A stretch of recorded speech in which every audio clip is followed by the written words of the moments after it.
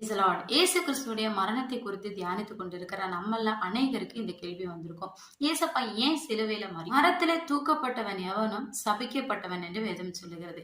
அவர் நமக்காக சிலுவையிலே சாபமானார். உரைக்கப்பட்ட வார்த்தை நிறைவேறும்படி இப்படி ஆனது.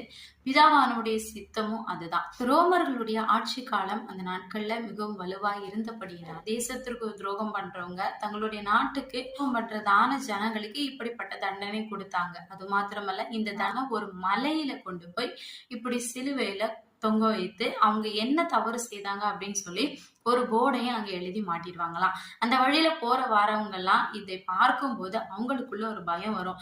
இந்த தப்ப நம்ம இனிமே பண்ணிடக்கூடாது, நம்ம பண்ணாலும் நம்மளே இப்படித்தான் சிலுவையில எல்லாருக்குமே அது ஒரு பயத்தை கொண்டு வருமா. அவருடைய எலும்புகள் கூட முறிக்கப்படாது என்று வேதத்துல நம்ம வாசிக்கிறோம். இது எல்லாத்தையும் நம்ம சேர்த்து பார்த்தாலும் ஒரு ரீசன் தாங்க, நமக்கு நித்திய ஜீவனை அளிக்கும்படியாக தான்